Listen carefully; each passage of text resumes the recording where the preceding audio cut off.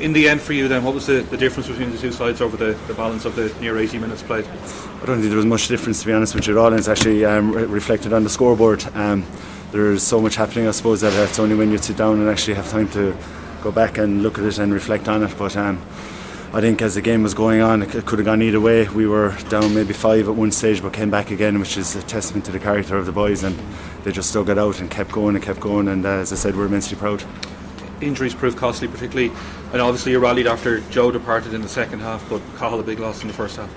Cahill was a loss, yeah, but when you look at the substitutes were absolutely fantastic when they come on, every single one of them.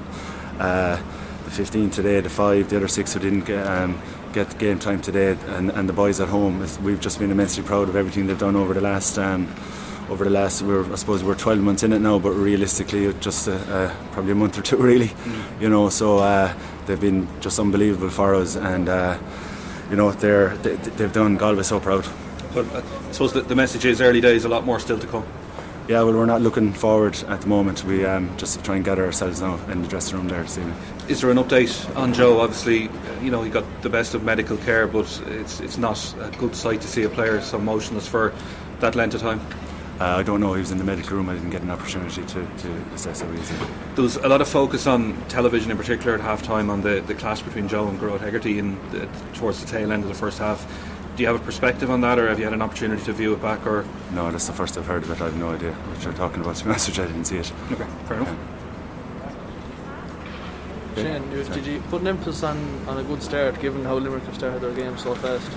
Not particularly, no, and actually Limerick were stronger in their quarters. Directly after the water break, they have a net positive 10 points in each of those quarters, as opposed to their start and the start after half time. So we knew when you're playing Limerick, you have to target every minute, which actually shows, So we didn't necessarily know to actually go straight at them from the word go, but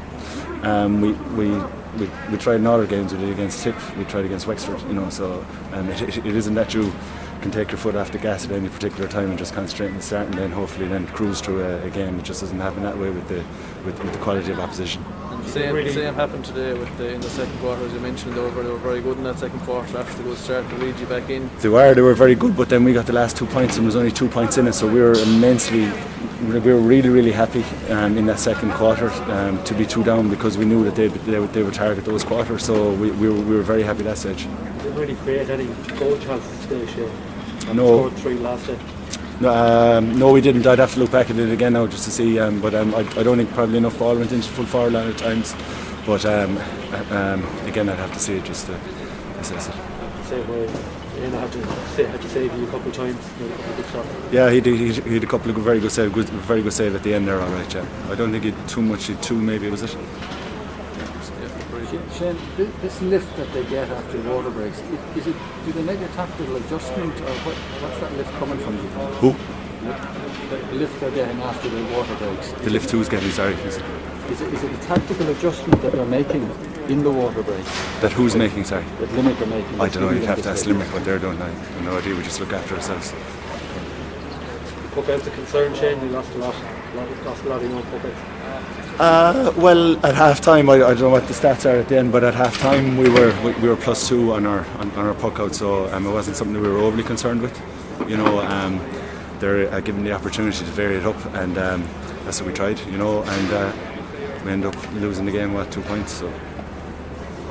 And even the characters come back there at the end. When for most second half they seem to keep that gap between you, but after Joe went off, we got back level, and a couple of costly wides there. It's certainly huge pride at how the lads came back into it there. Oh, absolutely, and from the word go, as you know, that we've been trying to create a competitive squad, and you can see that all the subs that were on today were absolutely superb. So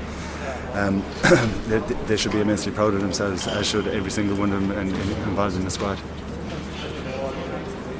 Okay. Thanks. Sorry. Way too soon for you to become a Limerick fan again? It hasn't come to my thought process at all, Jerome, to be honest with you.